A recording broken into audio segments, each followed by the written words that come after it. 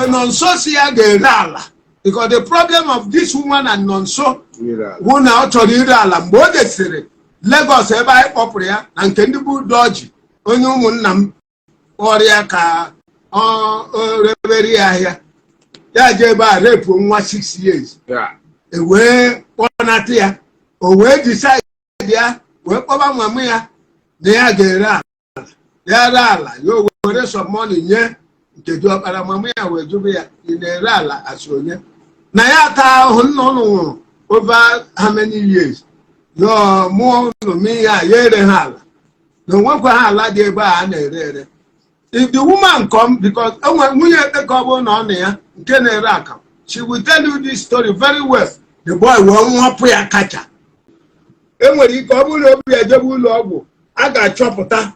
no woman abortion, and the doctor can't correct here. Oh, when the name abortion, what problem? Doctor not correct here. Gobi breaking them on Bunda Major Monas, Mebonia, Nadu Delia Bico. I want a video I chop it, a Gusuno Ketamaka, Ihene Manoga, Unesu Nabanane Monega, Gunuman, I never tell you. Latest updates regarding Ihene Manoga, Maka, other bloggers, Bulugia, not by the Nachi Tisasi, Obodo Nachi Butoba Garania, Manai want what you look on a same Babico, or enough video anwa, share quiet, or no, so look again water, no qua, a hena no, Hana Nobe. Because some people just based on their knowledge in one sided, they don't know how to explore to gain more wisdom and knowledge regarding the news they are hearing. I know Hanan cave in cases there. Come here, Bulugi Alacha also. Because as you call her when I can know sufficient grace with the news and now travel as far as she could to bring this message to the general public. Because in efficient grace about I can go for more from now. Biko kwa mmechikwa link page ya na description no biko kunu je na page ya like kwa na ya like ya the page follow her up na kwi ho onwekwe ho zi need ime watch kwa some other videos Omega Squad regarding this issue biko video no in Africa with Eyewitness, the man that was in the front line of this whole saga when it's all began na nwoke so ha je mu na ogwu so ha melo o nwoke a bụ nwoke a nwaanyị a na-ekwu Naza phone call mgbe Ogochukwu collapsed for the first time in their house. Jeka Oguba Mamea. Mamea says she no just go ya. Hana Budana. Or Waka de ha Biko Unuyano from his own side. I call him the eyewitness. The man that saw it all. No him not body man. So Biko, any video I know what going for. None. Thank you, sir. The first son of the nice Loka, or the Ark. Because of WDM or Aloka, Okay. my mother is the second wife of WDM or Aloka. That morning was organized. Ihe gbasara ọnwụ Ogochukwu a na-enyegharị news ndị social media okwe na ogene agụata ndị enweghị ike ịga chọpụta ihe mere nne before ha post bụ ihe ha na-epost, thereby causing problem in the community. We hence can go very because the so-called Nonso Mene, he is the second son of Azoke Mene. That boy was born after the death of the husband of that man, the woman. So, on 22nd of February, and my chi John Akwadosigom mmadụ na-abụọ n'ebe a, Moses, he is a pharmacist, a chemist here, and Uche Umegwago and others. I nọ n'ihu be m that very fateful day wee tọọ ji kpesie ekpere m so ha na m eme travel babazie ime ka m ga buru akpa m. Mama ya na-eghe akara opposite my house. Ha dị mmadụ ịtọ na ebe a. Mama Chidi Ekpeke, and the wine na-eme maịmaị mana that fateful day mmadụ na-abụọ ha bịara mmadụ abụọ ndị agha Ndị na-ere maịmaị na ndị ọrụ aka. ha bịara nwaanyị ahụ bụ Azụka Emene nọ ya wee bara ime egotego m akara mgbe anyị wasịrị ọjị duta anyị ṅụrụ họtụ n'ụtụ anyị taa mgbe aka m buruzi akpa mpụta jebe Ọnịcha ya bụrụ nwa ya nwaanyị a na-akpọ Ogochukwu wee na-egbogote dị gị ara ya aka n'isi na-eti isi ya isi ndị mmadụ ma ndị bịara ka ha gụọ akara ọ bụrụ na da woman anọ ha ịnọ ya mụ ọbụrụ akpa mpụta sọọ gịnị dị gị a na-eti isi ya m si edesha ọbụla ọkụrụ mgbawa isi some people na-ekwu na o nwere ike ịbụ pin a na-eme o nwere onye ọkada m fụrụ nkwụsị ọkada a wee si ya isi ọfịa si ya going and coming back ya sị 3,500 nyogudi ya ọ sị m na ọ 3,200 ya ruo budo anyị ochere emechaa anyị nataba wee si anyị jebe isi ọfịa ruo isi ọfịa mgbe o ji ruo tọn anyị mfat mmachigo ruo ụtọ anọ anyị maka otu o si eti ndị mmadụ ọ dị nke mmadụ bụ ma ọ bụ ịta ọbara ha si anyị buru ya gaba ebe ọ dị emergency m kpọrọ ya baa the man chịpụ ya pin ise n'isi chịpụ ya pin na arụga kechie pin anyị anyị mụ na ya wee soro anyị baịkwa ọkada a burudo anyị bunata anyị nọ anyị dị immaculate heart ma mụ ya akpọ na-asị gịnị nsị ya na ya anatabago na anyị nọ immaculate heart the woman si ekene dịrị Chukwu anyị natọrọ m rapụ ya wee burukwa akpa m jebe Ọnịcha dage mgbe anyị ruru Isuọfịa nwoke Isuọfịa gwara ya na PDD ya na-arụ dị too much na ọ ga-eje were akwụkwọ pọsie wee ghụọ arụ na anyị bịa on Friday being 24th oru on Friday anyị jekwa mụ na ya achatakwa m ọkada oburu anyị jee buru anyị nata ya chisikwu ya pin the man wee sị na anyị ga-abịa on Saturday wee si aside ewu 25th iwu election presidential election and the Senate and House of Rep na ya ma abịanwu ka ọ dị on Sunday ya si okay on Sunday m wee kpọọ ya mama ya maka ejiro nọmba dị girl si mama ya gwa ya ka o gbewete ka m chọọ ọkada ka o buru ya gaba Isuọfịa na m ahụhụ cash na ego njiwu only 2,500 ya bịa ka m chọọ ọkada ga na 2,000 ka o buji ya o jee bata ya sị ya ma eje na ya ga-eje na mụ na ya ga-eso because na dama na-ewe pin si anyị bịazie nke ahụ anyị ga-abịa ya wepụsịa ya ya ọkachie ya gwa ya ego ole a ga-akwụ probably ọ ga-abụ maka ya ka dị gị a ji si ya ma aga so m wee sị ka ọ dị on Monday m si ya Monday wụkwa sit at home na ọ ga-abụ on Tuesday meanwhile machine mama ya m yuzu na that election day gbara tube and tire wee kpọọ ụmụ Sitraco na-eme renta onwe nke na-edozi na-eme fọknaiza o wee bịa be m wee luzuo machine ya nsị ya ga-echenjie ya tube and tire ka o buchighara m mgbe the boy ji buchigha that machine mama ya kpọrọ nka m butere ya machine na ya eje hụ ka o nwere ebe ya buru eje mgbe m adị abata nne na Ogochukwu ahụ n'oche ebe ọ nọ nwezi ya nke a isi otu a nọrọ ogene ya sị m ike na-agwụ ya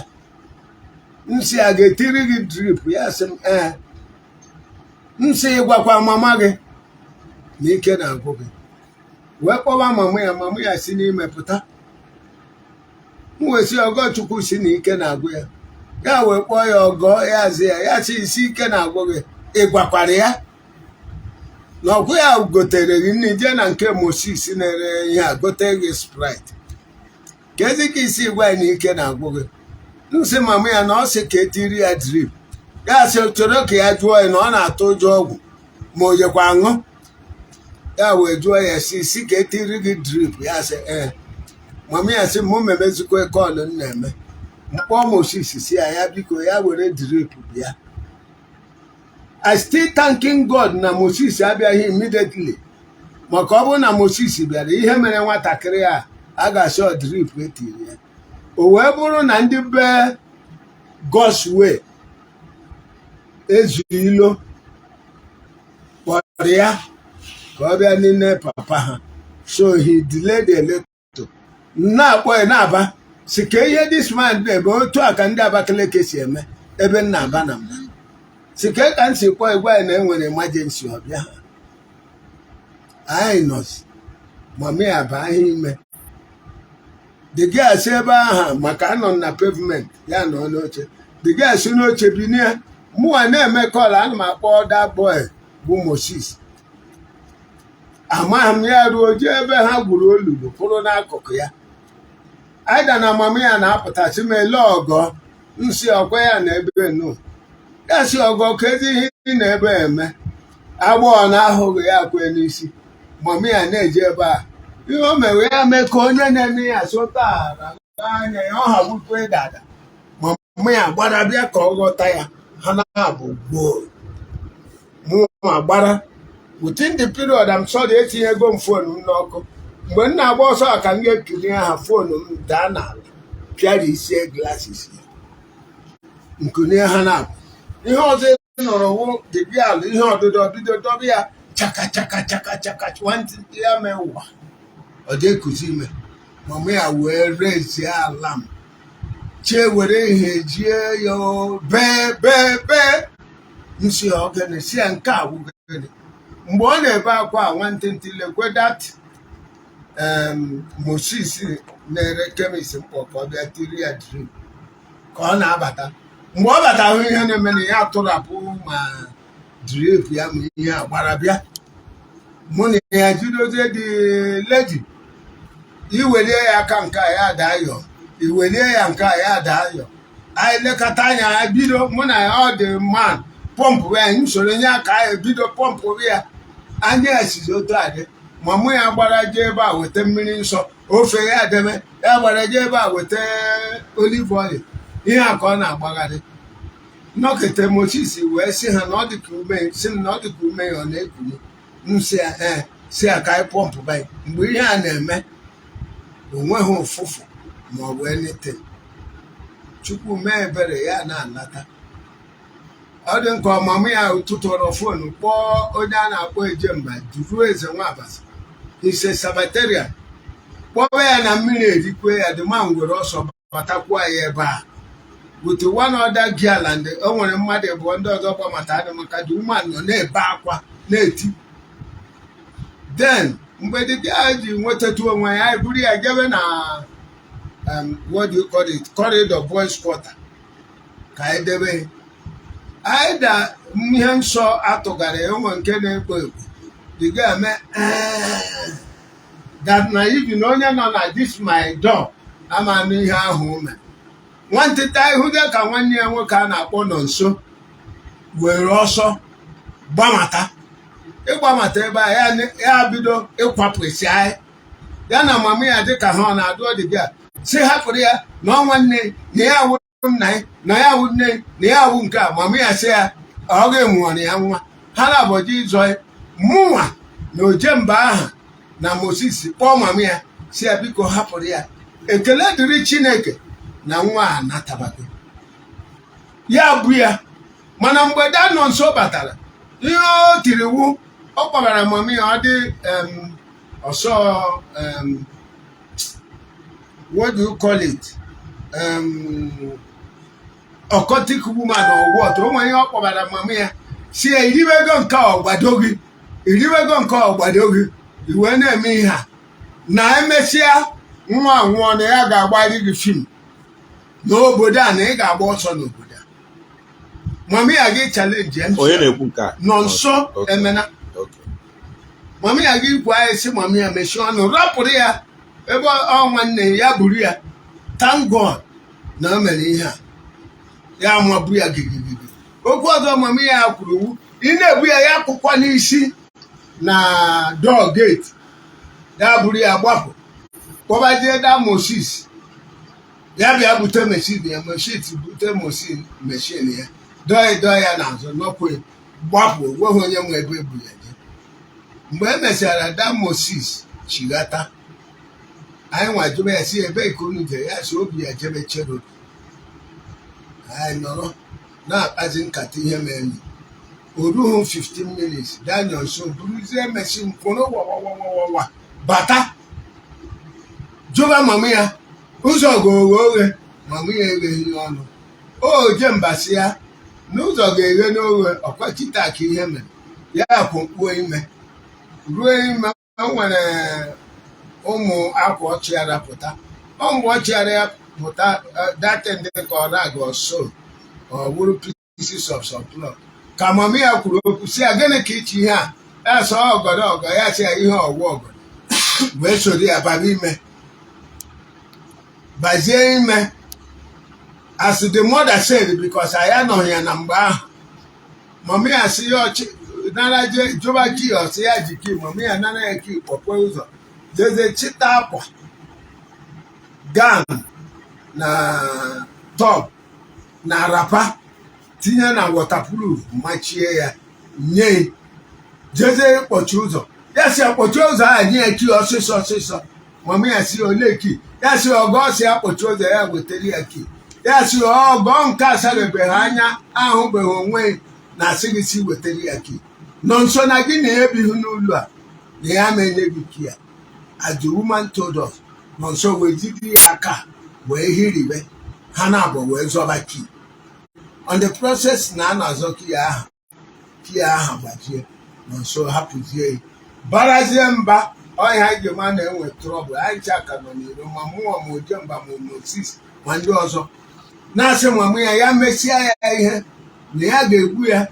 ya gbuo ya ogbuo dị ọkpara ya na ebe ọ bụ ya na ya bụ dis girl je ọbịa ebe a ya obee ya kịrịkịrị mama ya gị ikwu okwu m sị will you shut up ya nwa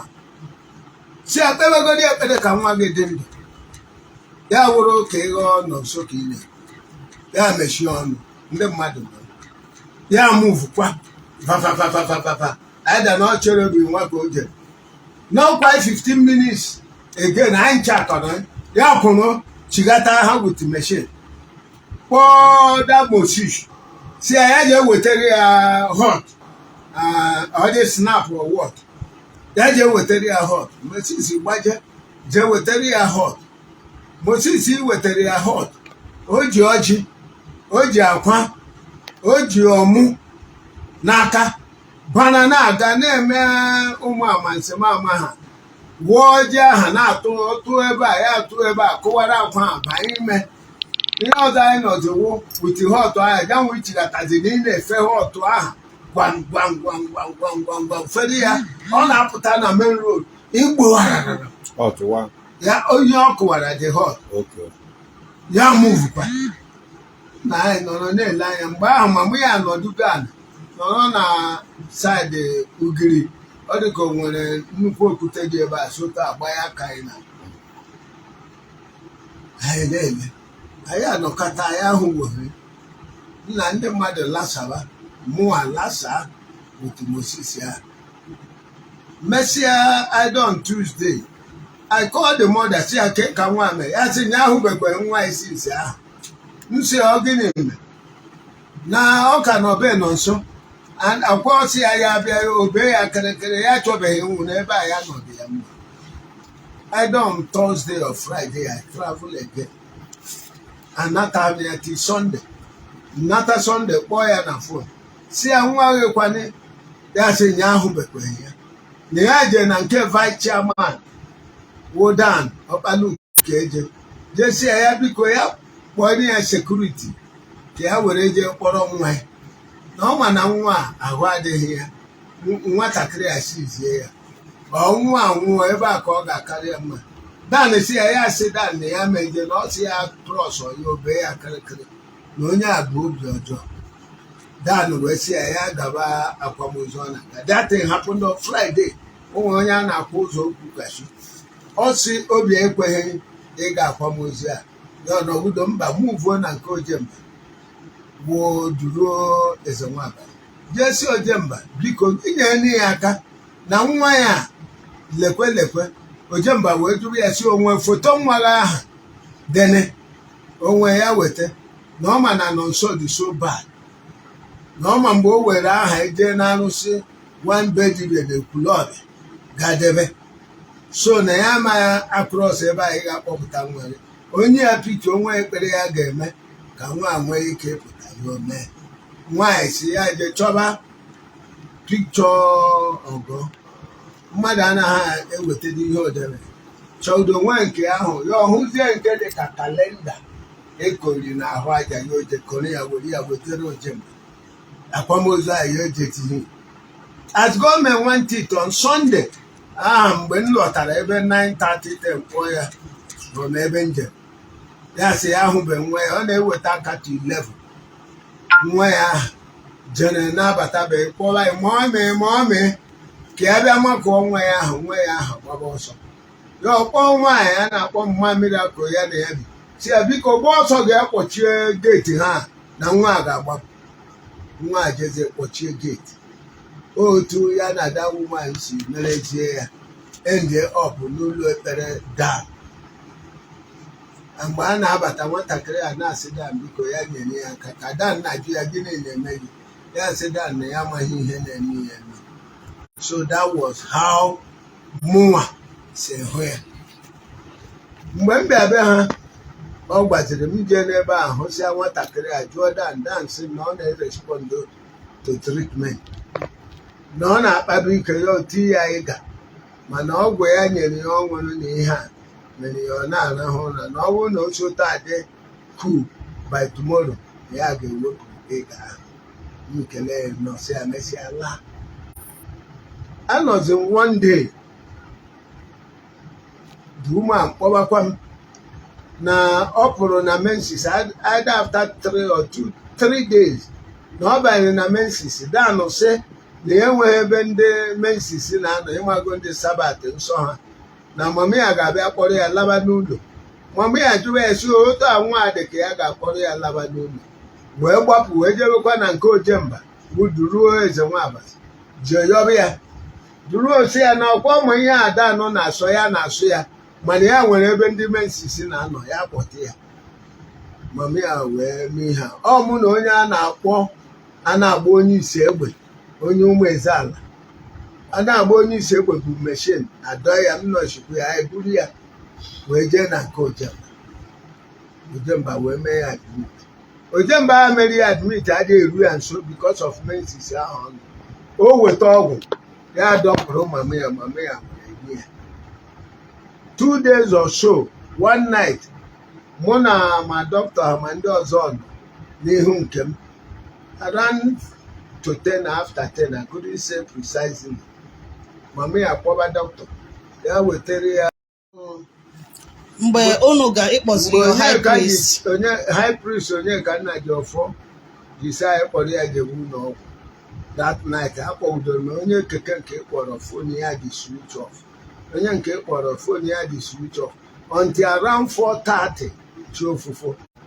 ka fon one Chijioke ọkpala ọkada your relative? A relative to me. Mana o decide ịkpa m wee yọọ ya si ya gbara bịaba na nke Ojemba o mesịa ọbịa ebe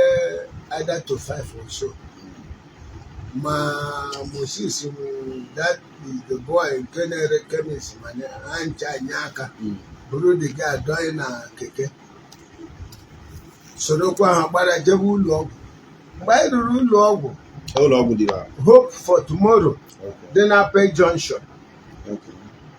Dr. Eze by name mgbe anyị ruru the doctor legide ya anya sị ya onweghị ụlọ ọgwụ mbụ anyị bụ ya je na ya mee ya nsi onweghị ụlọ ọgwụ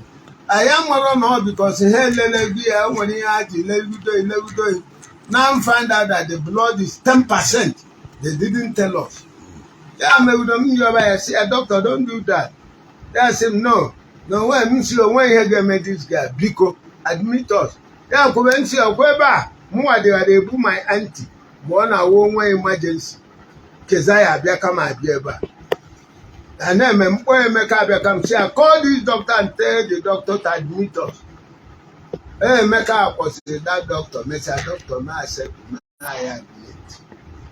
I agree again award in the doctor told us to pay deposit. Man, before then, I get theory of 3 pints of blood. Now I got 45,000. Maka blood, not 15,000. Now I got go lab. Now I got go emergency card and other things.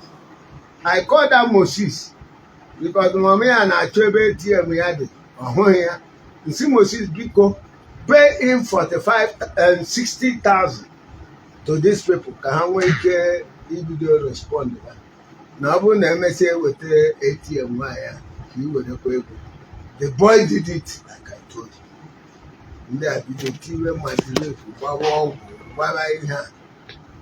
That girl stayed that girl that day. They were talking. Thank God she was responding to treatment. The first day go, the second day go, the third day the doctor there, Mama, say they happy that the girl is responding to treatment. But I go to 2 pints of blood. I want it. I neje. Messia, that was either the 4th or the 5th day. The doctor do and say, why we have see we are just family friends. Now the father delayed, but the mother won't late here. That day when you come say, I don't say anything, let me call the mother. When I got meet a doctor. Doctor, do I say, organ and one? Yes, the son organ here. Mammy, I say, no, I have my near many when I want a boy's quarter. That was all. When men house, I can on a boy's quarter with the girls. That way, draw mammy, I say, man, I'm going to abortion, mammy, I tear, and the noise in a packed place. Mammy, I did him we back one see a mission of it so that you don't expose her. Doctor has a because if you know everything you will do it for this girl to survive. Number then the way hand go, that's okay. Now I got some deposit. Man, into that day I be the first day na abania ka one team obi fa ka nwa o nwere onye mission ha eme fibroid no n'ụlọ ọgwụ a so ọ bịa official the woman na-apụta mama Nonso a mama Ogochukwu aha we amụkwa Nonso kpọọ ya bịa kpesiara the boy the girl ekpere joy ma Nonso ma na ị na-ebe a ya si ya mba ọkwa n'ụtụtụ a ka ha bịa ọ dị nkọ ya jezi gwa Nonso na mgbede the next day Nonso chere mmadụ ịnọ wee bịa letesịa the girl okwu ruo the next day ya kpọrọ ndị ekpere from Chorobi bịa kpere ekpere kpesịa laa nobody disturb him mesịa ọ bịara ya kpọrọ boys more than 5-6 doctor we mesịa after either 5 or 6 days we sị anyị na ihe niile dị na-arụ nwa adịgo oke na ya amaghị ihe ga-eme ya ka ọ ghara ịsagha anya ọkwụgo okwu si mama ya na a ga-akpụ ya jee CT scan ọsọ na a na-eme na Nnewi Teaching Hospital na-eme ya n'Ọka na ọ mara nke ọ ga-eje ka ọ mara na nwa adịkwa ọda n'ala kụọ isi mama ya si ọda n'ala kụọ isi ya si ya na ọ na-eso na ya na-efili na enwe something wrong in the brain na ọ ya mere ọ sapebe ha anya and ọ dị ekwu okwu mama ya gba udo mechaa njụọ isi ego one ya sị ndị Ọka na 60,000 ma ego ambulance ma ihe a. We look at that money na ọ dị ka ọ dị too much. Anyị kpọọ onye a na-akpọ Isusu nwere ambulance gwara ya maka ije Ọka, ya sị ya ka na 15,000 wee jee Ọka, mana ya nwere ọrụ echi ahụ anyị na-ekwu ka eje Ọka, ka ya kpọrọ anyị onye a na-akpọ Benko na-ese foto. So m nwesịa jekwu dọkịta si ya ndị a, ya sị na ambulance ndị a na ndị a anyị ga-akpọ nwere ihe oli ya wụ adọghị ya because na a na-ebu ya ebu, ha nwee ike chejuo ya ka isi ya ghara ịkụ n'ihe. Mkpọ dati Izuchukwu si ya si akpọzi n'ebe nkụ ka anyị na ndị ụlọ ọgwụ akwụme. I told doctor ya kpọọ ndị a ha bịara tomorrow morning. Mama ya nụrụ ihe a na-ekwu, ya sị m si oke, si ya mgbe o ruru echi na mma bịa n'ụtụ because doctor sị m na ndị a ga-abịa ebe 7 or 8. Emesịa m na then in the morning mgbe m bịara Nonso anọrọ gị ya, mama ya nọ. So nwantịntị ndị ụlọ ọgwụ a St. Charles dị na Aroma bịa mee ha na Regina Sherry ka that St. Charles dị not Aroma. Ha eburugo moto ha bịa, ewee buru nwati ha asịsị kwụnye ụgwọ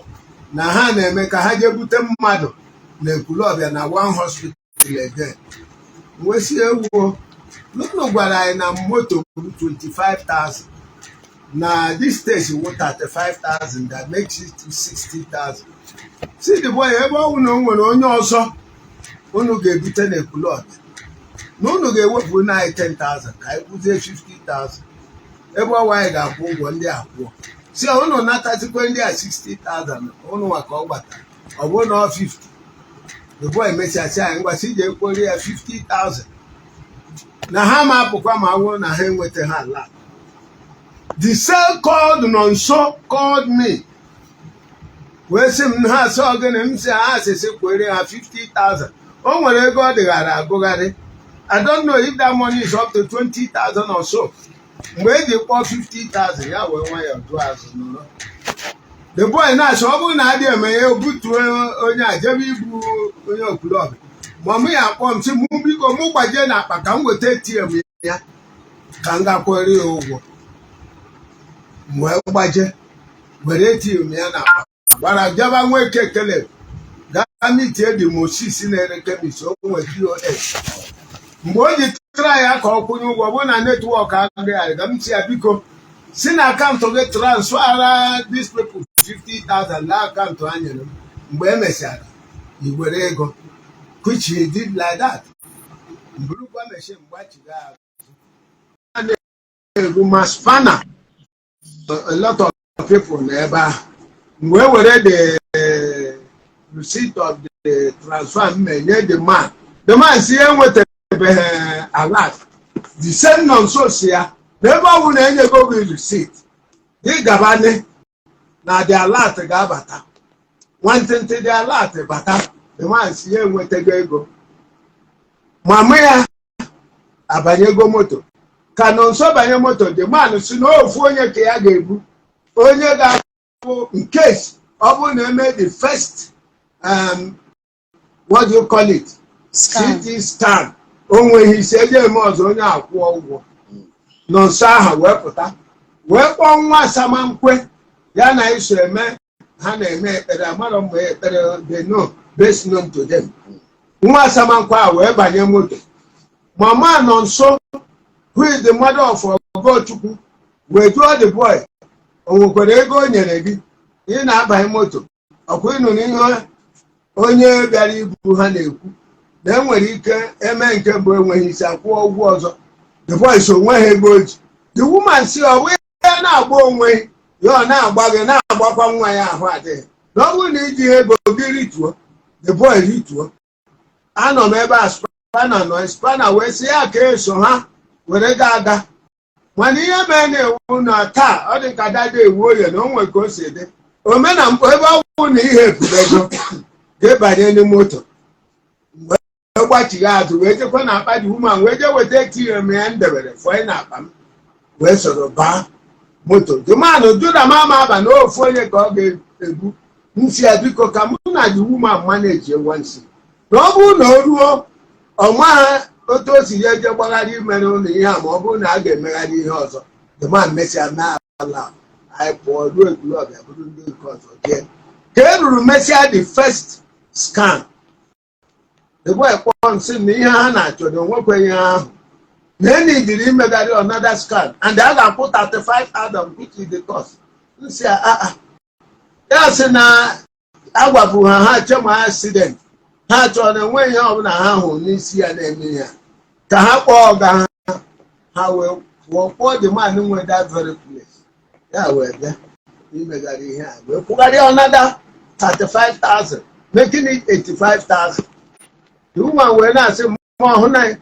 ọ bụrụ na m eso ka otu ya ga-esi gbagharị ihe a na ya ejizighị onwe nsi ya nwee njide anyị mesịa nata ka anyị natara olu na mgbede nọ nso bịa jụba m otu anyị siri jee mụ na ya na-akpa nkọwasịarị ya si ya na ọ rizọtụ ka anyị na-eche da ha chịkọrọ ihe niile nye dọkịta na ọ dọkịta kpọzie anyị the doctor have a branch n'oko so ọ nọrọ ya achịkọ ndị nọọsụ ya ihe ru na mgbede ebe 7:30 aka nọ n'ụlọ ọgwụ mụ na mama ya ga-mitie the doctor wega ihe niile ndị a nyere ya ọ bụ sọsọ this thing of the test ka ha nye report the scan film the film the doctor wee sị na only the film dị ebe a na enwebeghị report ha nyere ya kpọọ the man ugbo na bụ piki o wee sị na anyị ga-ana na before night na ha ga-esendịrị ya dete nwa mesịa pụta na udo n'ụtụtụ ya ebe 9:30 jigatakwa ka maka dị nwatakịrị mere anyị nọzi dọkịta na-aga wọrọndị tụledị Nonso ọbịago the doctor wee bịaruo ebe ha nọ wee kpọọ mama ya wee si onwekweghị ihe ahụ dorọngụ na testi niile emere ihe amazikwa ihe ji nwatakịrị a na ha nwakwa n'oke ha ole ha nwere ike enwe na ihe mere na-ewu na ọ ga-eburu ya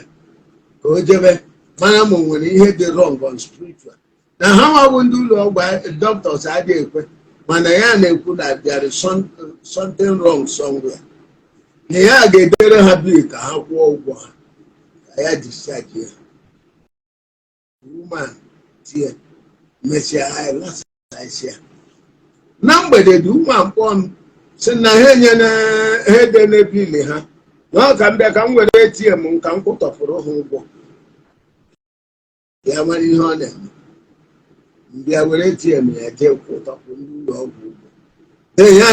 na-ekwu ọ ga-edischarge ha the woman sị mụ biko mụ ga-ayọọ ya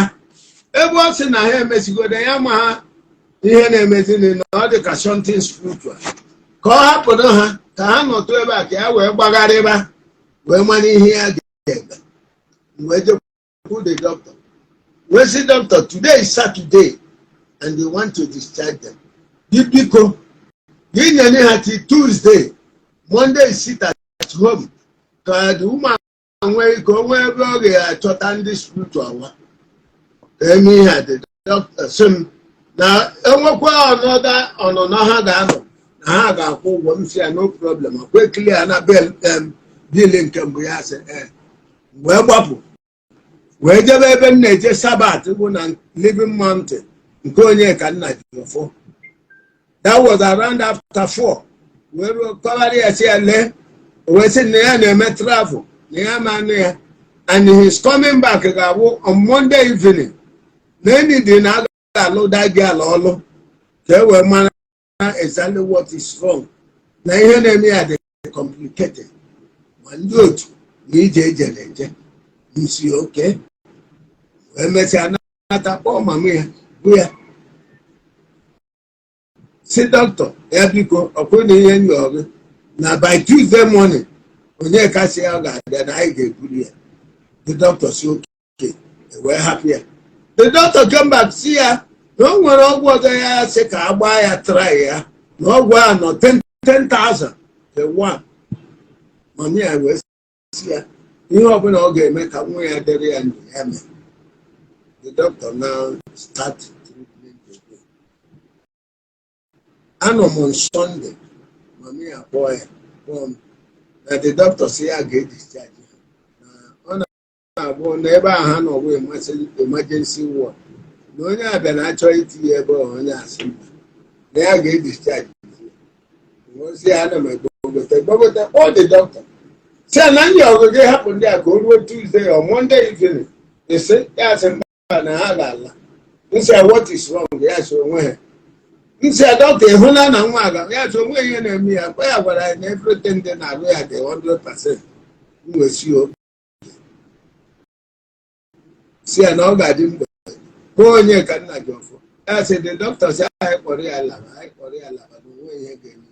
na ya ka for life kpọọ Izu bụ onye nwe ambulance. Izu si na ya nwere ebe ya nọ na ya ga-abịa na mgbede mmesịa si ya wọta ya so around 6:37 nsi ya biko ndị ụga na-akọka tụmadị umeze anyị nọ na ha hụ anya ka ambulance bụ nwa abata ha ga-asị ọnwụ na ka ọ dị ya around 9:30 Izu si mbeta around that time ya abịa n'ụlọ ọgwụ. I blew the girl. Ruo Moses ya tikwara ya drip. Doctor hapụrụ ihe eji enye ya aka ka anyị bụ natara ya enye ya aka ya ṅụọ aka ruo ụtụtụ to Monday enyekwa ya aka mee everything. She was okay. On Tuesday, high priest onye ka nna ji ọfọ bịa rụọ ya ọrụ anya na ọ dị mmepe o mepere ya na-elegharị anya. All of us was very happy that she's coming back to life. Then on Wednesday she was okay in the morning. That Wednesday ka ọ nyụrụ nsị mami ya kpọrọ m na ọ nyụrụ nsị ya gwọchabidoro nsị ọ nnata ka ọ na-anata. Surprisingly by 3 o'clock or so ya kpọrọ m na ya ma ka breathing ya dị gbaa ka ọ sị ya kpọbara mama ya bịa na ya makwa ihe na-eme n'ụjọ na-atụ ya. Mụ na Moses gbata bịa breathing ya was so high. Moses cheke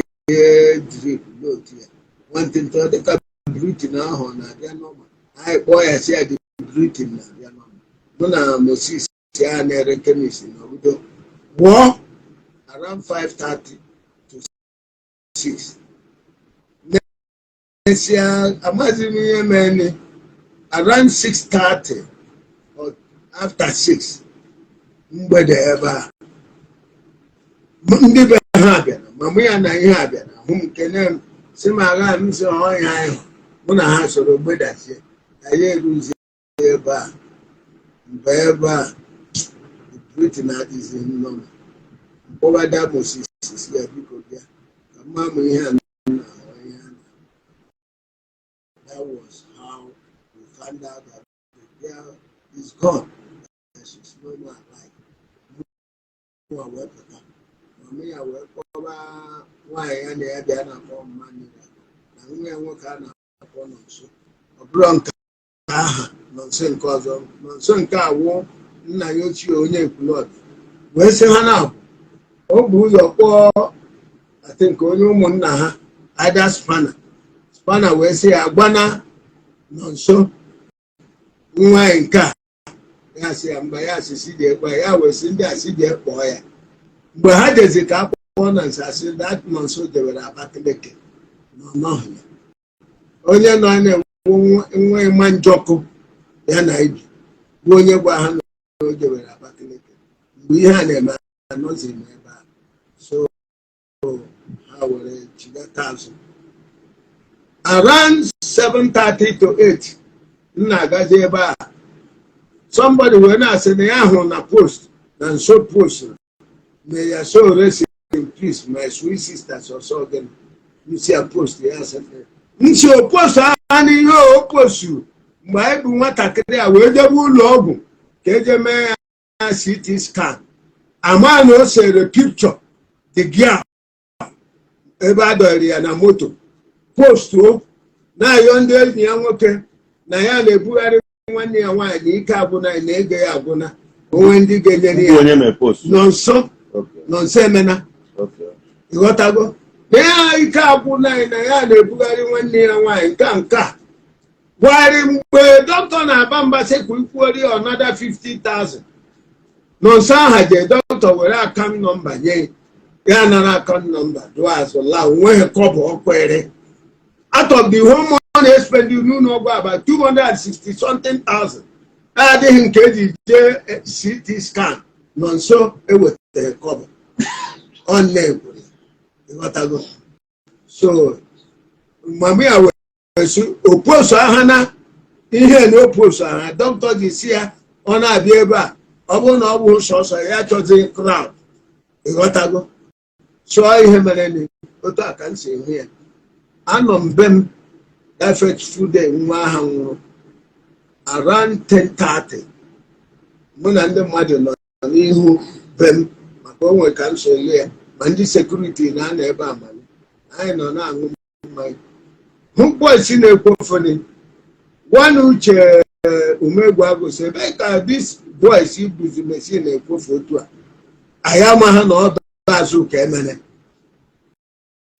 ndị nọ nso kọnetịrị online ọ nọkwaghị ya na nwanne ya nwụrụ ọma ma ọ nwụrụ eziokwu o postụrụ ihe a ndị a wee na-abịa ka ha jee gbaa be nwaanyị ọkụ as gọọmenti nwantịtị ọ bụrụ na the vice chairman dan ọkpara uke eji ejere wee kip na nke ndị be olugbo ọnọdụ ebe a nụ the ten wee kpara ndị sekuriti mmadụ ịtọ ọso ka ha bịa duga ya ebe ahụ immediately vice chairman ụmụeze bụ dan ọkpara ukeje na-eru ebe a prọfet dan ọkpara ukeje ihe a wee na-ala ndị o wee na-ajụ ha gịnị ha si ha ga-agba ụlọ ọkụ gịnị mere ọgọ onye kwuru na ọgọ anwụọla nke a dan ga-agwa ya ha bido chalenji be ma onye ụmụnna dan ha bido gwaba na o meghe ha mee nke a mee nke a dan wee kpọọ the commander of women's security coins wee kpọrọ more people wee bịa all coins edazi with more security those boys wee gbasasịba wee na-ekwu ka ọ dị tomorrow morning that they will combine otu wee mana the next morning ya I have somewhere to go ngaba ebe ahụ mgbe m ji jesia na-abata around 10-11 gazie bazụ ka eme na ụzọ adịzighị youth ejugo a na-egwu a ga-egbu egwu a ga-aha the next day ụfọdụ na-asị ele omena mpụ si weta ikugbuo ya nọọ ya na mamụ ya ji gbuo nwata nọọ ya na mamụ ya ji mee nke a na-achị ha ọchị mesịa kpagharị ebe ahụ coins who is the commander of security si musi ebe a na ndị asị ha ga-abịa gbabe m ọkụ si ha dia wetu mgbe ha bịara mmana ihe mere so otu nsi ya udo dere unu. Thank you very much, sir. Thank you for your details. But that's last now. More than Igbo, I'm known as etu na papa Diazo Carlos. Na bịa chọba etu mmadụ si ọ bụ na mmadụ nwụọ. Na the next person ekwesị ịkpọ ọgwụdị ọkpali abụ Obinna. Ugochukwu. Okay, sorry, Ogochukwu. Na kedụzi ka o si dabazia like this o si n'ọdụdụ pụrụ ome ọgbọ na-eme nna anyị ga-alụ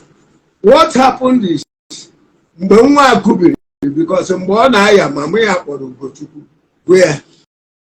Ugochukwu na-asị ya ga-abata ka ya finish ihe ya ji n'aka na ya ga-abata and ihe na-aya Ugochukwu onwe onye nwere hope na ihe ga-egbu ya so eventually when nwụrụ onye izizi ọ kpọrọ ụdị ọkpara ya wee sị ya na Ugochukwu anọzi na ọgọ anọzi o wee sị ya na o nwere kọmpani anọ ya na-edoziri ha ihe because ọ fọnichọ ka ọ na-ere na ya finish na ọ dị far from Alaba ebe ya nọ na before ya laruo na ọ ga-akụ ebe 10-11 mana ya larụ ọ bụrụ na time dị na ya ga-agba night nataba na ya ga-akpọ chairman bụ Jerusalem ụmụnna ha ka ya gwa ha ma mụ ya ebe ọwụ na ịta n'ahụ bugharịa ya for 1 month a and na ya ga-achọ oru echi si dọ ya ọgọ na ọ bụrụ na ihe a ga-ejikwa edo na ọya otu ka akpakọrọ ọ bụrụ na ọ dị ya echerekwere si ya na ihe mere onwe na ya ga-akpọ Jerusalem mesịa that Nonso kpọkwado Jerusalem wee si oru ebe ha n'ụtụtụ na ya ga-akpọ mama ya ya kpọọ ya flash ya ka ya kpọọ mama ya na ya ga-amazi ụzọ n'ụtụtụ bai moto Gbudi Ugochukwu Pichidi Ugochukwu kwuru na by 4:30 ka ya ji pụta bai moto na lọta East a na mgbe ha ruwere Shagamu Chinehu ya kpọọ chairman Jerusalem si ya nọ n'ụzọ na o ruo na ya gwago mama ya chọọ ga-emitie ndị ụka so that na ya ha ga-abịa leri ya nwanne ya nwaanyị na ya na-abata Jerusalem si oke Jerusalem bịakwa n'otu the boys gwe ya ruo mitie mama ya wee flash kwa Ugochukwu kpọọ si ya were fonu nye Jerusalem onye Jerusalem ọsi Jerusalem kwenu ihe ya kwuru na ọ ka edozie anịlieri ya nwanne ya nwaanyị Jerusalem si oke nwantịntị Jerusalem nweta fon call from Nonso na onwe onye nwere anwalie dagị a ya obe ha kịrịkịrị were polisi kwụkọrọ ha na ya ga-ebu ya je mọtụarị mgbe a batara one Felicia Nwosu na Judith Jerusalem gịnị ya si ọ na-ada aghata na ya chọghị onye na-akpụrụ ya na ya na-atụda Nonso egwu na ọ dị so rough and rugged na ọ so onye nwere anwali ozu a na ya chọbeghị ịnwụ Jerusalem na-ekwu he's alive so ka ya chere mgbe e decide ya ihe a na-eme ọ ihe mere ni. Thank you very, very much. Thank you. Biko, thanks for your time. Biko o nwekwara obere ihe nsị ka njụọ gị because mgbe ha nọ na-eme vidio asị na ejikwa wee tisie ọgọ ihe everywhere tikasịa ya tie ya ma n'ụkwụ ma n'isi ma na ntị n'ọbara jikosi ya na ntị na aka ya na apịakasịrị ya ihe biko o nwere ihe nwere ikwu maka nne that is fallacy like I told you mgbe daga abatara ọ bịa meme ya ka ihe dị ka mental that is what put everybody in confusion and the whole thing bụ ọ bụ na mgbe nke a na-akpọ Nonso si ya na-eme ekpere were ọgwụ ka ọ na-agwụ I don't know ọ bụ na mgbe ọ bụ nwatakịrị a jesia cherubim like he said na ọ natara maybe release edaga ya abịa be nne ya ka ebu ya jebe ụlọ ọgwụ wee mara ihe mere enwere ike ọ bụrụ na obu ya jebe ụlọ ọgwụ a ga-achọpụta na o mere abortion and the doctor ka correct ya onwe ndị na-eme abortion nwee problem doctor na correct ya mana ọ bụrụ gị ya labe na for 1 weekend the thing ma accumulate so mgbe the guy ji gafete ebe mama ya na-eme ka onye dị mental right go and ask Dan Okparu Keje he's still alive the vice chairman of Umeze dance na mgbe ya nyemere ọgwụ ọ dịbara ya mma na dagi agwara ya na o nwere ebe Nonso kpụ ya je a na-akpọ Isha right N'Edo State N'Edo amarọ m ebe Isha ndị ya wesi adịrị ka unu jere Isha na-eme eso ndị amụma Isha na ha jere ịgba afa ewee na-agwa ha na mma ha siri ike mma ha ji wuru winchi na ma egbutele mma ha ya si aka ijechara ihe a ya so o nwere ihe ọzọ emere ma ya amaghị ihe ọ ya si ọkwa gị na mmadụ gị na mmadụ ọ na-eso okwu ya si ya mba ya si eleezi otu isi jecha ya ịgwa ha mma gị gị biri na-asọ mma gị asọ mgbe asọ ọ na-ekwu okwu asị Dan said I wasn't there mama ya bịa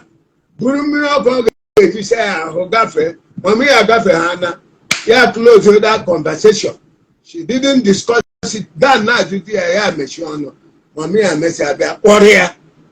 jesa ya ahụ sachaa ya ahụ kpọchiga ya so ihe mere ya n'ụkwụ nwa onye pịara ịtalị wụ mgbe aha ọ dịghara akpa ike ka a tụrụ ya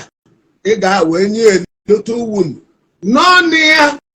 ibi ọ bụ na mama ya na ọ ga-agwa ụnụ na ọ tabiri ya aka mgbe ọ na-ata ikikere ego ya na-eme ihe a mama ya ma ha ji tie aka na ọnụ ya ka ọ ghara ime ihe a ya tabie ya aka ahụ mama ya na-eti ọ dị so-called Moses na-ere chemist onye kpọbara ndị nọ n'ụlọ ekpere ojemba wee weta ngazi Moses wee tie ya ngazi aha n'ọnụ then nke aka ya doctor is there sọsọ ebe ahụ ka a chọtara vel dagi aṅụrụ drip n'ụlọ ọgwụ more than 40 drips so mgbe etikatara drip n'aka nke a o buole too much obido ịza aza wee wepụ ya wee chọgụdozie wee nweta n'aka nke ọzọ. That was exactly because now you are privy to the even hospital. You say how much again case now for no over 260 something. That is now hope of for the hospital again. Hope of tomorrow. Okay. Hope of greater tomorrow. Hope of tomorrow. Okay, hope of tomorrow. Ego logo, ego obara, ego CT scan. And Azuka, Mrs. Azuka, the mother of that girl.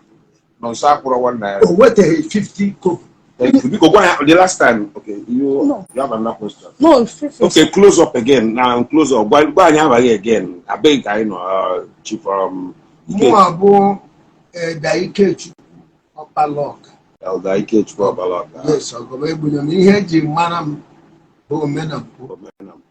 I did all this since I involved myself because I know this woman is a widow. She's my neighbor. I know now some of them they are getting the woman because now they mess up or her police. Oh, when the book or motor nature now why all the police while the unborn as well show when right? Come sign any undertaking. Those people the same Nonso and Kenonga. Onwere nke zugudori ori otikatara mkpu ha si ya na the boy had ezi ori the boy zugudori ori zuo ya ego ndị meeting mgbe ọ dịghara agbagharị about 500 and ọ nọ n'ihe ya ga-akpọnwụ right o mesịrị ọkpọrọ ha police ihe ha na-ekwu uwu na o ji ụmụ ya ji imepe area command the woman na-ajụ ha mgbe ya na-akọrọ ụnụ ihe ụmụazị ya na-eme did only of you come out to say anything? Mgbe Nonso si ya ga-ere ala because the problem of this woman and Nonso wụ na ọ chọrọ ire ala mgbe o desịrị Lagos ebe anyị kpọpụrụ ya na nke ndị bụ doji onye ụmụnna m ọrịa ka ọ rebere ya ahịa ya je ebe a repu nwa 6 years wee kpọnata ya o wee decide ya wee kpọba mama ya na ya ga-ere ala ya re ala ya were some money nye nke dị ọkpara mama ya wee jụrụ ya ị na-ere ala asị onye na ya taa ahụhụ nna ụnụ nwụrụ over how many years yo mụọ ụlọ m ihe a ya ere ha ala na onwekwa ha ala dị ebe a na-ere ere if the woman come because nwunye ekpe ka ọ bụrụ na ọ na ya nke na-ere akamụ she will tell you this story very well. The boy wee nwapụ ya kacha the boy tie nne ihe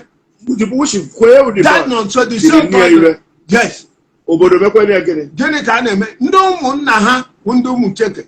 onye wu chairman by then Uchenna Ezobika mgbe the woman did report ọsọ Uchenna si ya asị na the boy etighị ihe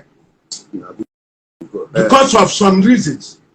Wow. No, you asked me a question that provokes me. I know. That is why I want to open up. I'm provoked too.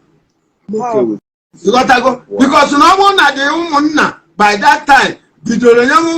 warning that boy will not go extreme like he did. Okay. Thank you very, very much, Elder Ikechukwu Obaloka Omenampo, right? Thank you very much. You've given us the insight, even more than we really expected. To the watching audience, you have heard it all. My ears are not bigger than yours. You've heard it all. It is left for you to painstakingly peruse this video and because people know I understand. Painstakingly peruse this video and draw your lines. There are still more that meets the eye in the whole melodrama that is playing out. But what I can tell you right now, the so-called Nonso is in detention, is in police custody, and more are going to join him. And I want to tell you authoritatively what happened. The community, the Oga community, Umweze, Oga denied, they are not in support of the whole thing. Please help us share this video, especially in the circles where you have seen the damaging video by Nonso and his cohorts. Yeah, at least so that let there be, let people know what is really happening, and it's not as they painted it before. Because we need all these things to go out there. It's not the community that, it's not Umo as a community that got involved. They are hired. Oh, he hired them. Okay, so, Tukun also hired people that banished the mob. And even the media did a very bad job, by denting a whole town, a whole community. Without confirmation. Because maybe they were paid a token or whatever. So please, share this video. It will not be good that two communities come to fight themselves because of mismanaged information. So please share this video. Let it reach to all the people that have seen what was meted on Mrs. Azuka. Video subscribe na this channel because mana follow Ada Efficient Grace on her official Facebook page, which the link in my description. Call the number